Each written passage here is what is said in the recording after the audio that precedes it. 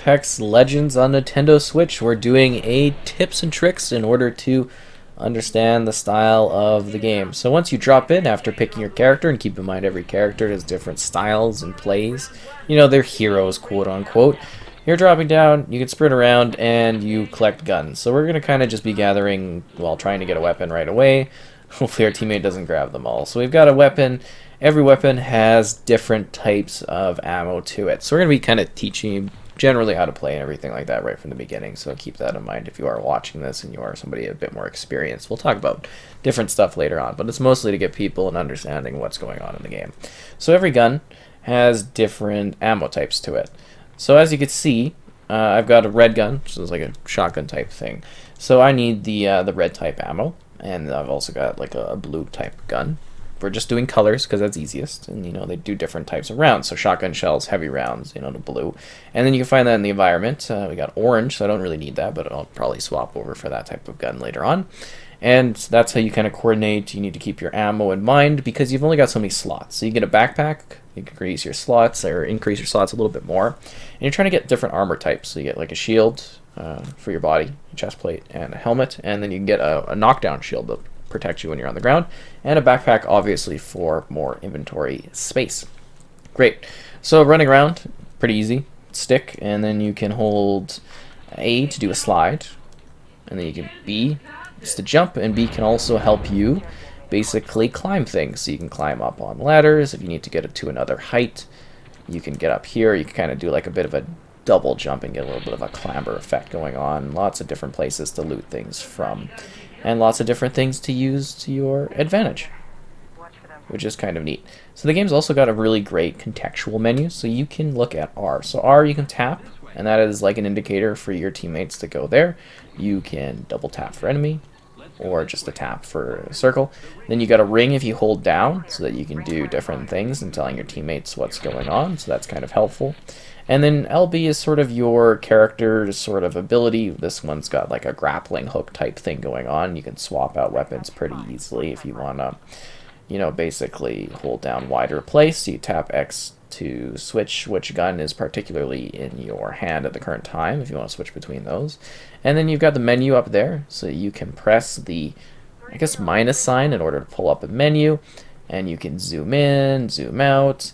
If you do want to switch the game, so the game does have motion controls that are built in right off the bat, so you actually need to press start and then hold start, which is like the plus sign, and then go to controller and then go down to motion controls, and you can turn that on or off so that you can keep that in mind in case you don't want to have the motion control things, because personally for me I don't find it beneficial. I know some people like it, I don't. Here's a quick mention to throw into the video. So if you have a gun and you're running, hold X down to just have your hands, and you can run a little bit faster, and then you can use things such as hills to slide down and get to places even quicker than you were initially getting to them. And then you just have to tap X again in order to pull out your gun and switch between guns. But holding X down, obviously, if you need to get somewhere a little bit faster, you can throw your guns out of your hands. It just makes you a little bit more vulnerable, and it throws you into a fisticuffs situation. Yes, so okay, I gotta get that right. So in the game, you have a melee with the right stick.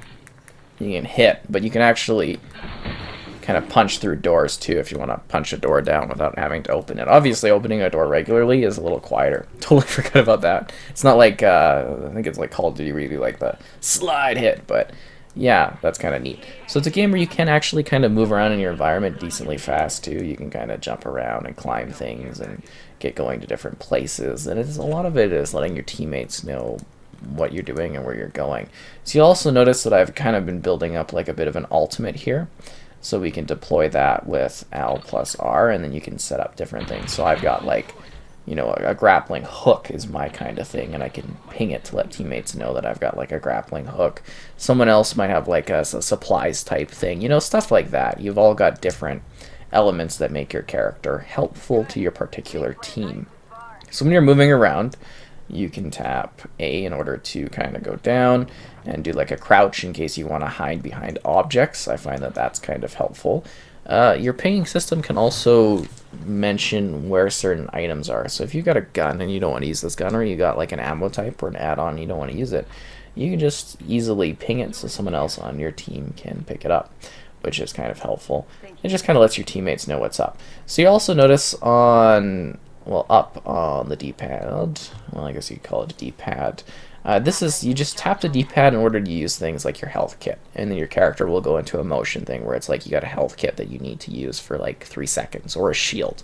But if you have like a shield hotkeyed and you're like, well, I want to use my med kit, you can actually hold up and then you can swap through the menu there in order to switch that up. Same with grenades, with right on the D-pad in order to change what grenade option you have.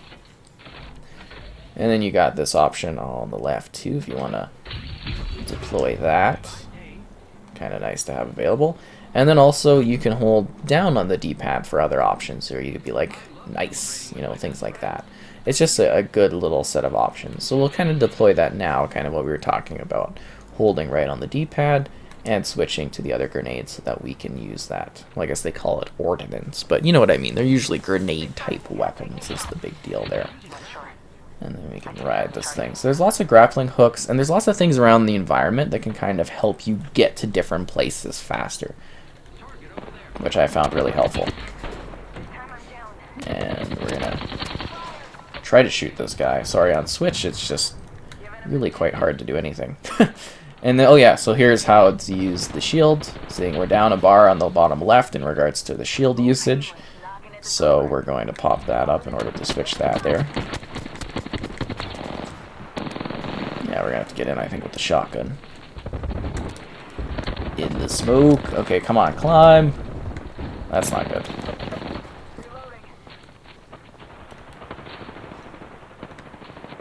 It's very smoky, and you can use the environment to hide between because there's little objects where you can kind of sit in.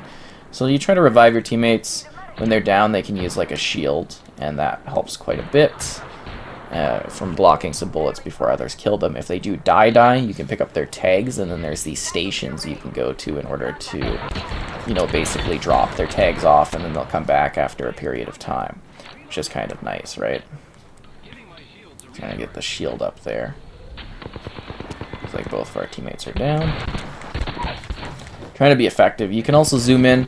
It's usually best if you kind of take out the other opponents as opposed to grabbing your teammates right away, but that didn't help out, so we'll jump into another match and talk about this a little further. Excellent. So now we can talk about actually jumping into a match, which is very important. So you can suggest where you want to go to your jump master, but it's kind of best to let your jump master sort of decide where you're going.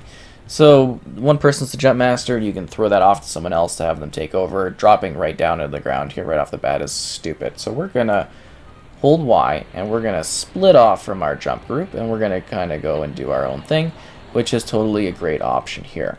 So when we're running through the world, keep in mind that, you know, while your base gun is really great, you can also get various attachments for your guns that can be very helpful. We just picked some up, so you get different things like scopes. And the game's really good and proficient in general of letting you know when you can upgrade what you have, because there's different tiers of loot. So, you know, yellow, like a legendary type thing. But you get what I mean, right, with the different rarities of the loot, giving you different, you know, benefits from the shields, from the gear you collect, from the items you find. And you're trying to get as like a high tier loot as you can. And another very beneficial thing is you can see right there on the icon where certain things that you have are compliant with different types of weapons that you pick up. So like this thing has scope enabled, or this thing is effective, you know, doing this. And you want to keep that in mind. It's also really good to stay with your team, which I'm kind of ignoring right now because I'm going over here to try to get some decent loot from these, you know, big loot places. I typically find that these are actually quite excellent for finding loot. You'll also find loot inside of like buildings pretty efficiently, but these canisters usually have some good stuff to them, at least that I find quite helpful. And keeping in mind that each character is distinct, unique, and, you know, fairly special in regards to their abilities. So it's great to play around with different options to find which character suits your particular skill set. Same with the guns. The guns fire in different ways. You know, you get like snipers, you get shotguns, you get like machine guns, SMGs. You know, different weapons do different tasks. That's a big thing to keep in mind. I don't really want to run into these three guys that are right here. I guess our teammate is fighting them.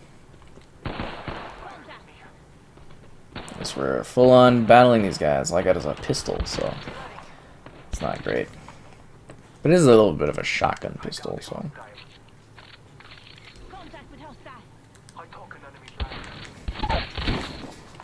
See, we knocked them down pretty good. And then you can like do finishers, you can like execute people, but I'm just going to punch them out because we don't really need to do that, and then you can loot their items. So that's helpful if you want to gather their supplies after you've killed someone. You see they got something cool, they're killing you with a cool gun, you're like, ah, I want that. You go in and you can easily pillage it from their dead bodies once you kill them, if you have killed them. So keep in mind that with crossplay being on, you know, people are going to see the world a little bit differently than you do. Other Switch players, you know, there's not a lot of foliage going around, so it's a little bit easier to kind of, you know, see people out in the open. So that can actually be an advantage of being on the Switch platform, which is kind of cool. So as you can see, my inventory is full, so you have to be smart about inventory management. You can easily like press start and like drop stuff, so I don't have any of that ammo, so I might drop the yellow ammo because I don't need it. Both of my teammates are dead. That's fantastic. Alright, so we got a new squad. Hopefully this goes a little bit better. And I do suggest not directly fighting other teams unless you actually have weapons as a squad and then you're more together as a squad. Because that's one thing that always drives me crazy about Battle Royale games, is people just want to fight one another when you clearly don't have the materials to battle another team with. Like in that last match, we had like pistols. We're going in against a squad that's probably already found, you know, decent weapons. And it's just not a very smart strategy. Another big part of Apex Legends that I find kind of helpful to keep in mind is kind of sliding places. The sliding gets you places faster, especially down like hills. You know, it's a good advantage to keep in mind is using that sliding mechanic as best as you can and constantly moving. Like, it's not a game that's about staying in one spot. It's about moving alongside your team and battling people. Because obviously being a battle royale, things are going to kind of get pushed inwards. The hill's going to go smaller and smaller. What's also really cool is you can kind of like run, and then you can open up your menu and you can keep running while also looking at the actual map. So that's kind of a nice little touch and thing to keep in mind. But yeah, like in general, a big part of it is just learning the various mechanics of the game when it comes to the various weapons that are present.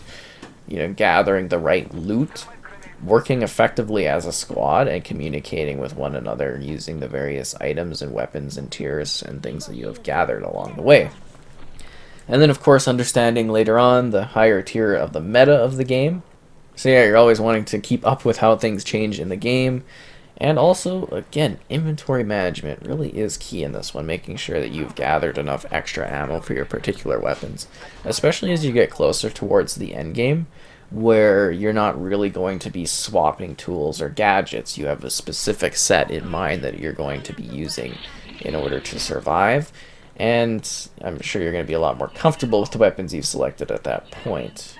And I guess we're not really taking orange weapons right now, although we probably should, because I'm not really too overly confident with these two weapons out there, that's for sure. It's also great to keep a sense of awareness of where certain enemies are and, you know, the types of enemies you're fighting. I guess he can just take that one. I don't really care that much. Got grenades. We're going to drop the sniper ammo because I'm not going to be sniping at all. Because I'm just not much of a sniper player. Especially on the Switch, like, sniping is just like, whew, no siree. And you can't have, like, just a pile of ammo. So make sure you are really stacking that up.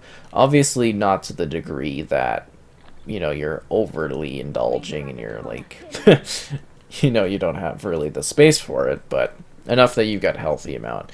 And like I was saying, it's really easy to switch gear because it'll tell you when you have better stuff and you don't need things. The games are really good at indicating, you know, what certain things are, how that benefits you. Looks like we're out of space again. We need to get some, got lots of these things. Again, I want a better primary gun. I don't really like what I have. I don't really like any of this stuff either. Let's see this one. Oh, that is a bad guy. So I actually do suggest, you know, sometimes just firing your weapon if you've never used a gun before, just to kind of see how it works. And, you know, do an attack and defense sort of situation where you are, you know, attacking an enemy, getting back, letting your teammates do some stuff, and making sure that you are, keeping your shields replenished, keeping your health up, things like that, because you don't want to get in a firefight and you don't want to be out of things. So like I said earlier, the game's a lot about movement, so you can like take advantage of these ropes in order to get up to higher points really fast, and you can see these all over, just like zip lines and things like that, all over the map. They're not too uncommon. And on the Switch, really be careful, because like you're at a slower frame rate. You know, take things easier, because it's gonna benefit you, obviously, if you have a crossplay going on, right?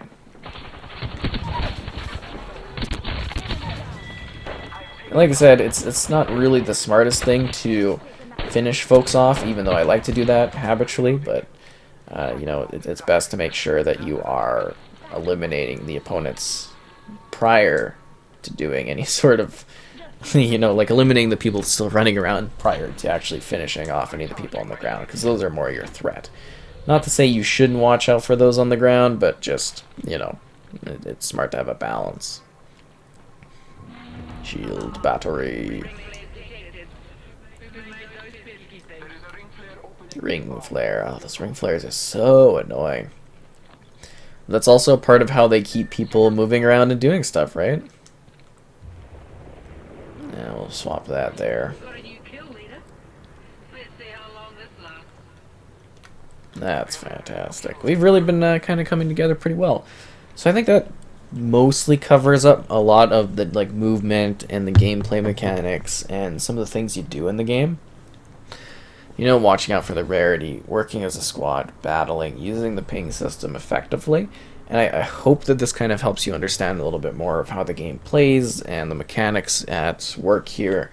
And generally, good luck surviving. You know, being on the Switch, if you're in a cross-play scenario, you're obviously a little bit of a disadvantage. So you gotta use smarts, you gotta be using the environment. Just really remember that what you're seeing here is a lot sharper on other platforms, and that will impact how you are perceived when you are moving in the game in comparison to others. That is very important.